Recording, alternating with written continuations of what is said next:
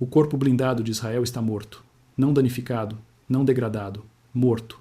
Cada fábrica de tanques está a arder. Cada depósito de manutenção é agora escombros. Cada centro logístico que mantém a frota Merkava operacional foi atingido com uma precisão que não deixa qualquer caminho para a recuperação dentro de um prazo que importe para esta guerra. Em 30 anos a analisar guerra mecanizada, nunca vi uma força blindada ser tão exaustivamente neutralizada sem um único combate de tanque contra tanque. O que o Irão alcançou em 72 horas não foi uma vitória tática.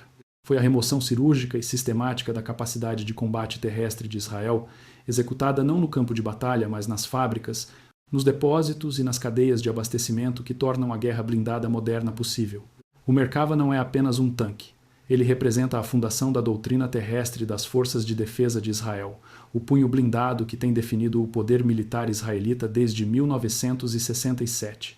Toda a estrutura das operações terrestres israelitas pressupõe a disponibilidade do Merkava, a doutrina de armas combinadas, a coordenação de artilharia, o apoio de infantaria, tudo isto está construído em torno da manobra blindada como o elemento decisivo. Retira-se isso, e o que resta é uma força terrestre desenhada para um tipo de guerra que já não consegue conduzir. O Irão compreendeu isto e, ao longo de 3 noites de ataques de precisão, desmantelou-a peça por peça. O complexo de manutenção de Tel HaShomer, onde ocorre cada grande revisão e modernização dos Merkava, foi atingido por 47 mísseis de cruzeiro num padrão de sequenciação que colapsou a nave principal de montagem, destruiu as baias de ferramentas especializadas e incendiou os armazéns de peças. A base logística de Hatzerim, no Negev, o principal ponto de distribuição de munições para tanques, lagartas de substituição e componentes de transmissão, absorveu 34 impactos que eliminaram a capacidade operacional da instalação durante meses. E o complexo fabril da IMI, em Ramat HaSharon, onde os chassis dos Merkava são fabricados e modernizados, foi atingido com uma precisão que não visou o armazenamento dos veículos acabados, mas sim a própria linha de produção, as estações de soldadura, o equipamento de corte de placas de blindagem, os pavilhões de integração de sistemas. Ao amanhecer do 4º dia, a frota de tanques de Israel estava operacionalmente acabada. Não porque os tanques em si tivessem sido destruídos, embora centenas o tenham sido, mas porque todo o ecossistema industrial e logístico que o sustenta deixou de existir.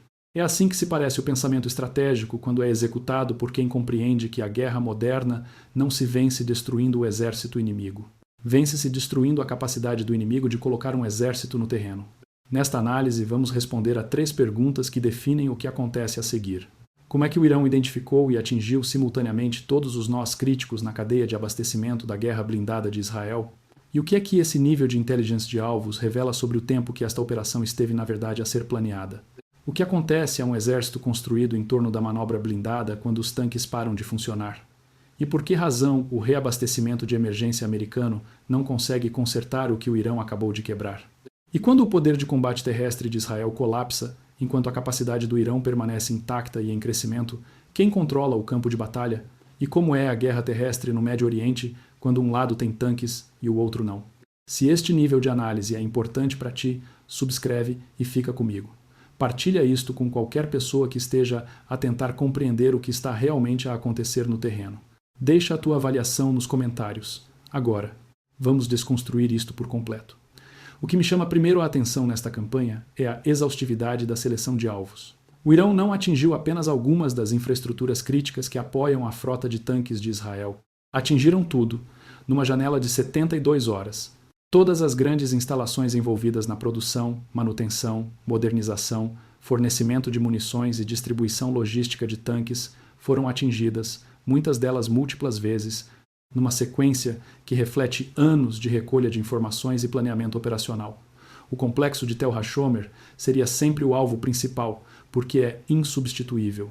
É para aqui que os tanques Merkava, danificados em combate, regressam para a reparação. É aqui que acontecem as revisões dos motores. É aqui que as modernizações de blindagem são instaladas. É aqui que os sistemas de proteção ativa Trophy são integrados.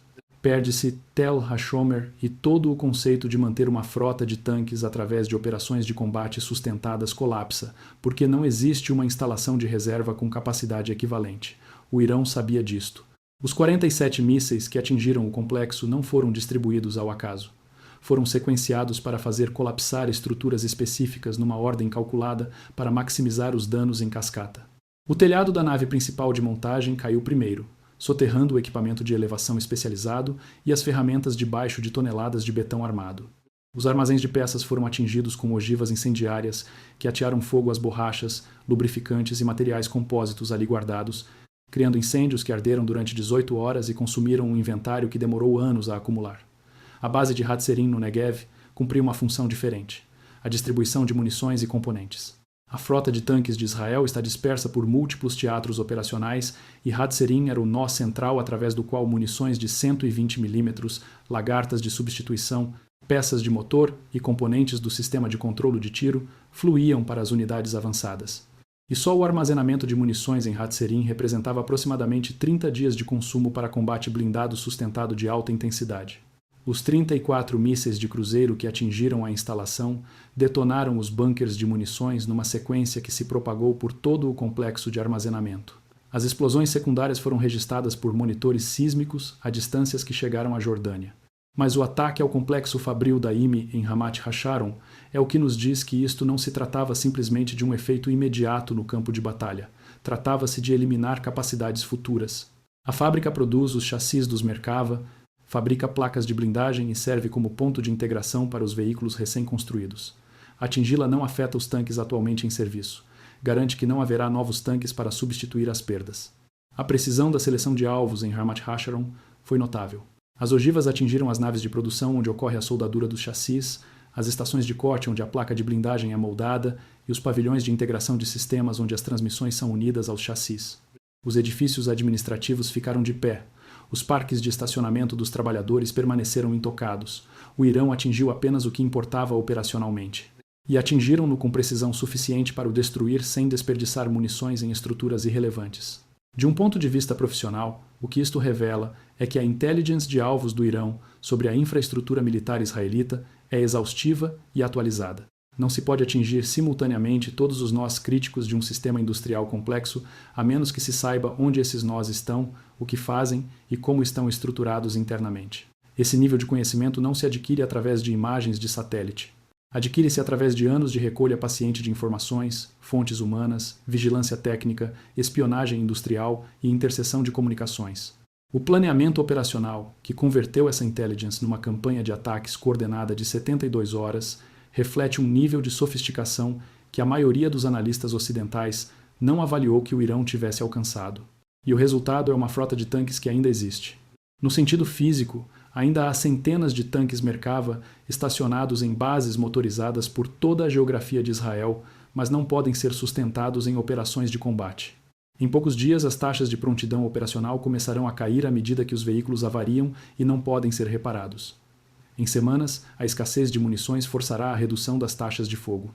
Em meses, a frota será um ativo estático em vez de uma força de combate móvel. E não há uma solução rápida porque o que o Irão destruiu não pode ser reconstruído rapidamente. O Merkava Mark IV representa a vanguarda do design de tanques de batalha principais, controlo de tiro sofisticado, blindagem compósita em camadas, o sistema de proteção ativa Trophy, que intercepta mísseis antitanque, um motor de 1.500 cavalos que move 65 toneladas de veículo blindado a uma velocidade surpreendente. Por qualquer métrica técnica, um dos tanques mais capazes atualmente em serviço em qualquer parte do mundo. Mas capacidade e sustentabilidade não são a mesma coisa. E o que os ataques do Irão expuseram foi que a sofisticação técnica do Merkava veio à custa da resiliência logística. Os modernos tanques de batalha principais não são máquinas simples. O Merkava Mark IV contém milhares de componentes. Muitos deles são peças especializadas que não podem ser adquiridas a fornecedores comerciais e têm de ser fabricadas segundo especificações militares por empreiteiros de defesa com credenciais de segurança e capacidades técnicas que apenas um punhado de empresas possui. O computador de controle de tiro, o sistema de imagem térmica, o radar e o lançador de interceptores do Trophy, a transmissão que lida com o binário do motor. Estes não são artigos de prateleira. Quando avariam, têm de ser substituídos por peças fabricadas especificamente para o Merkava, armazenadas em instalações especializadas e instaladas por técnicos formados, utilizando equipamento que existe apenas em alguns locais. Esta é a estrutura fundamental que o Irão visou, não os tanques em si, mas a infraestrutura especializada que os mantém a funcionar. O complexo de Tel HaShomer albergava as únicas instalações em Israel capazes de realizar certas categorias de manutenção profunda reconstruções de motores, revisões de transmissões, diagnósticos do sistema de controle de tiro. Destruir Tel HaShomer não eliminou os tanques. Eliminou a capacidade de os consertar quando avariam. E eles vão avariar porque as operações de combate levam os sistemas mecânicos para lá dos seus parâmetros de concessão e as operações sustentadas aceleram as taxas de desgaste para níveis que exigem apoio contínuo de manutenção. Compara-se isto com o modelo de sustentabilidade que o Irão e os seus parceiros regionais empregam para as suas próprias forças blindadas. Os tanques iranianos, variantes do T-72 e modelos modernizados domesticamente, são construídos sob uma filosofia de design fundamentalmente diferente. São menos sofisticados, menos capazes em termos técnicos puros, mas significativamente mais sustentáveis em condições de campanha. As peças são mais simples, a manutenção pode ser realizada com equipamento menos especializado. A cadeia de abastecimento não depende de um punhado de instalações insubstituíveis. Não se trata de um tanque ser melhor do que outro num sentido técnico. Trata-se de saber qual estrutura de força consegue sustentar operações de combate quando a arquitetura logística sofre um ataque direto. E o que o Irão demonstrou é que a complexidade sem resiliência é uma vulnerabilidade estratégica que pode ser explorada por um adversário com inteligência suficiente e capacidade de ataque de precisão. O sistema de proteção ativa Trophy é um exemplo perfeito desta dinâmica.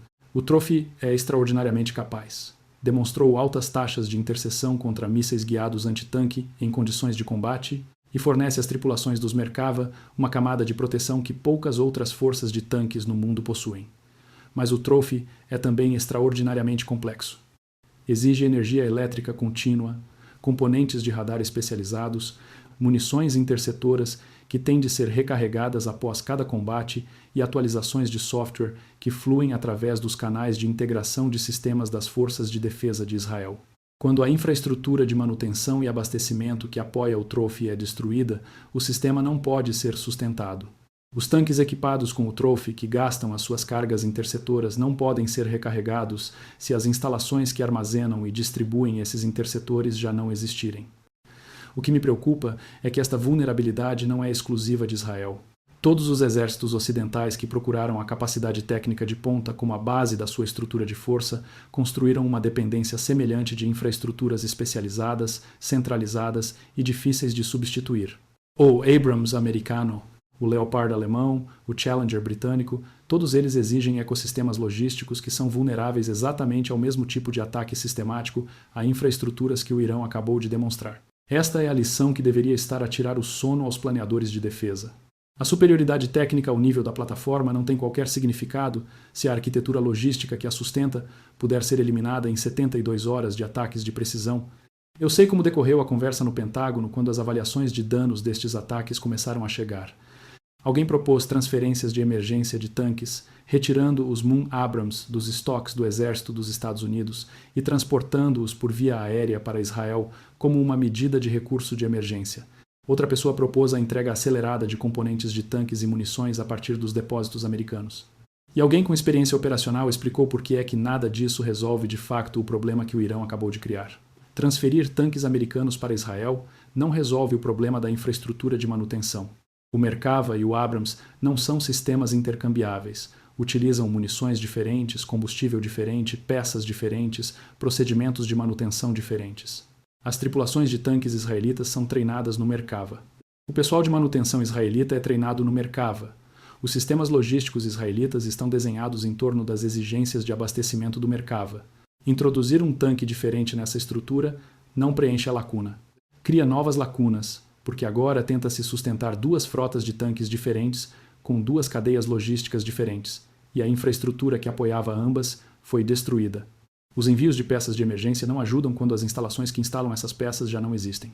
Pode-se transportar motores de tanques por via aérea para Israel, mas se as baias de manutenção onde esses motores são instalados foram reduzidas a escombros, os motores ficam parados em caixotes.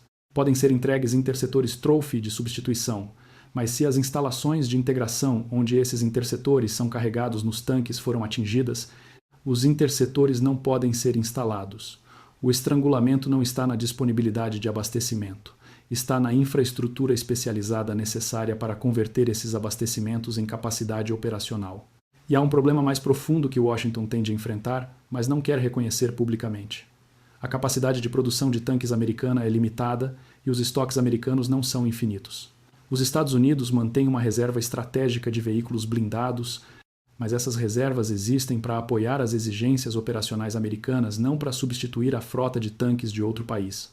Transferir centenas de tanques para Israel para compensar o que o Irão acabou de eliminar degradaria a prontidão americana para contingências noutros teatros. E essas contingências incluem cenários de potencial conflito com a China e a Rússia, que o Pentágono considera estrategicamente mais significativos do que o Médio Oriente. Esta é a realidade das relações de aliança. Quando os custos se tornam sérios, os Estados Unidos prestarão apoio a Israel até o ponto em que esse apoio não comprometa os interesses estratégicos centrais americanos. Para lá desse ponto, Israel está a operar por conta própria e a destruição sistemática da infraestrutura de manutenção e produção de tanques de Israel empurrou o custo de um apoio significativo para além daquilo que Washington pode fornecer sem aceitar um risco inaceitável para a sua própria estrutura de força.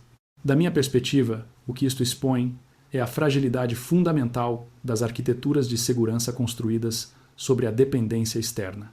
Israel desenhou as suas forças terrestres em torno da premissa de que a logística americana estaria sempre disponível como reserva quando fosse necessário.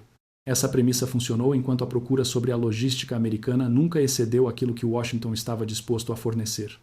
Os ataques do Irão criaram uma procura que excede esse limiar. E Israel está agora a descobrir o que acontece quando a cavalaria não chega, porque a cavalaria tem outros compromissos. Já vi exércitos perderem a sua principal capacidade de combate no passado, vi acontecer ao Iraque em 1991 e novamente em 2003. Mas o que está a acontecer a Israel é diferente de uma forma muito significativa. O Iraque perdeu as suas forças blindadas por destruição direta em combate. O poder aéreo e as forças terrestres da coligação eliminaram fisicamente os tanques iraquianos no campo de batalha. Israel está a perder a sua capacidade blindada sem que os tanques cheguem a ser destruídos em combate. Estão a ser eliminados através de inanição logística. E isso cria um tipo de crise diferente, porque a doutrina, o treino e toda a estrutura organizacional das forças terrestres das forças de defesa de Israel pressupõem a manobra blindada como a fundação. Quando essa fundação desaparece, o que resta não tem um conceito operacional coerente. A doutrina terrestre israelita é construída em torno de equipas de armas combinadas, infantaria, blindados, artilharia, engenheiros, a operar em pacotes coordenados onde cada elemento apoia os restantes. A força blindada fornece a mobilidade protegida e a capacidade de fogo direto. A infantaria fornece a segurança de proximidade e a capacidade de guerra urbana. A artilharia fornece o fogo de supressão. Mas toda a estrutura pressupõe a disponibilidade de blindados. Retira-se a componente blindada e a infantaria torna-se vulnerável aos blindados inimigos, que a força terrestre já não consegue neutralizar. A artilharia perde a proteção que a força blindada garante durante o movimento. A equipa de armas combinadas torna-se numa coleção de capacidades isoladas que já não se podem apoiar mutuamente da forma que a doutrina pressupõe que farão. O que isto significa na prática é que a capacidade de combate terrestre das forças de defesa de Israel está a degradar-se mais depressa do que a simples taxa de avaria dos tanques sugeriria, porque toda a estrutura da força foi desenhada em torno de uma premissa que já não se verifica. Unidades treinadas para operar como equipas de armas combinadas estão agora a tentar descobrir como operar como forças compostas apenas por infantaria ou apenas por artilharia. E não foi para isso que o seu treino as preparou. Comandantes cuja experiência operacional se resume a planear manobras blindadas estão agora a confrontar problemas táticos para os quais a sua educação e experiência não os prepararam. Entretanto, o Irão e os seus parceiros regionais, o Hezbollah no Líbano e as forças alinhadas na Síria e no Iraque, retêm as suas capacidades blindadas e estão agora a operar contra um adversário cuja capacidade de combater forças blindadas foi sistematicamente eliminada. O equilíbrio tático alterou-se de uma forma que torna as operações terrestres exponencialmente mais perigosas para Israel e uma força de infantaria a confrontar posições entrincheiradas, apoiadas por blindados, encontra-se numa desvantagem catastrófica. E essa é a situação que as forças de defesa de Israel enfrentam agora em qualquer cenário onde tentem operações terrestres no Líbano ou na Síria. É este o aspecto da derrota na guerra do século XXI. Não o colapso dramático das forças num campo de batalha, mas a eliminação silenciosa e sistemática da logística e da infraestrutura industrial que torna as operações sustentadas possíveis. Os tanques ainda lá estão. Os soldados ainda lá estão, mas a capacidade de os empregar de forma eficaz desapareceu. E sem essa capacidade, todo o conceito operacional colapsa. A lição mais ampla que emerge da crise dos tanques de Israel é uma que deve preocupar qualquer instituição militar que tenha construído a sua estrutura de força no pressuposto de que a sofisticação técnica compensa a vulnerabilidade. Logística. Não compensa. O Irão demonstrou que um adversário paciente, com inteligência suficiente e capacidade de ataque de precisão, pode desmantelar sistematicamente até a mais sofisticada capacidade militar, não visando as armas em si, mas a infraestrutura que as sustenta. E fizeram-no com sistemas de armas que os analistas ocidentais passaram anos a desvalorizar como rudimentares, imprecisos e estrategicamente insignificantes. Os mísseis de cruzeiro que destruíram a fábrica da IMI, o complexo de Tel HaShomer e o depósito de Hatzerin não eram sistemas hipersônicos exóticos, eram mísseis de cruzeiro subsônicos, alguns transferidos da Rússia, outros produzidos internamente, guiados por sistemas de navegação independentes do GPS e empregues com um nível de arte operacional que transformou a capacidade técnica em efeito estratégico.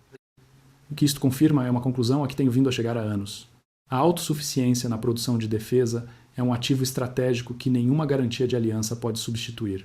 O Irão construiu a sua força de mísseis sob sanções, desenvolveu a sua tecnologia de guiamento sem acesso a componentes ocidentais e criou uma capacidade de informações para a seleção de alvos que ninguém lhes entregou de bandeja. O resultado é um exército que pode operar independentemente, atacar de forma decisiva e sustentar operações independentemente do que qualquer ator externo faça ou deixe de fazer. Compare-se isso com a posição de Israel, que possui os tanques tecnicamente mais avançados da região, mas é incapaz de os sustentar porque a infraestrutura logística da qual dependem desapareceu e não pode ser rapidamente substituída. A minha avaliação é que acabamos de assistir à confirmação operacional de um princípio estratégico que a era pós-Guerra Fria nos permitiu esquecer. As guerras não são vencidas pelo lado com o melhor equipamento, são vencidas pelo lado que consegue sustentar as operações durante mais tempo. E a sustentabilidade exige profundidade na produção, na logística, no capital humano de técnicos e engenheiros formados. Uma profundidade deste tipo só advém de um desenvolvimento autossuficiente ao longo de longos períodos de tempo e não pode ser comprada, transferida ou pedida emprestada quando a crise chega. O Irão construiu-a, Israel não. E a diferença está agora a definir a guerra. A frota de tanques de Israel não vai regressar, nem em semanas, nem em meses. E dada a escala de destruição das infraestruturas, possivelmente não dentro de qualquer prazo relevante para o conflito atual, o que o Irão alcançou não foi uma vitória tática que altera o equilíbrio do campo de batalha a curto prazo. Foi a eliminação estratégica da capacidade de combate terrestre de Israel pela sua raiz industrial e logística. Os tanques que restam continuarão a degradar-se à medida que as exigências de manutenção excederem a capacidade disponível. E, num período de tempo relativamente curto, aquilo que outrora foi a força blindada mais capaz do Médio Oriente será uma coleção estática de veículos imobilizados que não podem ser reparados, não podem ser abastecidos e não podem ser empregues operacionalmente. É este o aspecto da vitória quando é alcançada não através de ações heróicas no campo de batalha, mas através de um trabalho paciente de informações e de uma seleção de alvos sistemática. E é uma vitória que o reabastecimento americano não pode reverter, porque o problema não é a escassez de tanques ou peças. É a ausência da infraestrutura necessária para os utilizar. Essa infraestrutura demorou décadas a ser construída. O Irão eliminou-a em 72 horas. As implicações estratégicas desta disparidade vão ecoar por todas as instituições militares que observam o que acabou de acontecer e compreendem o que isso significa. Portanto, aqui fica a minha pergunta para ti. Vimos agora o Irão desmantelar sistematicamente o poder aéreo de Israel, a sua rede logística e a sua capacidade blindada através de ataques de precisão a infraestruturas. Vimos Washington incapaz ou não disposto a fornecer apoio à escala exigida para compensar o que foi perdido. O que acontece a seguir, quando a capacidade militar de Israel foi esvaziada e a guerra terrestre que todos temiam se torna impossível de lutar, na prática, para um dos lados? Deixa a tua avaliação. Se esta análise te trouxe valor, partilha, subscreve o canal e fica comigo para o que vem a seguir, porque isto não acabou.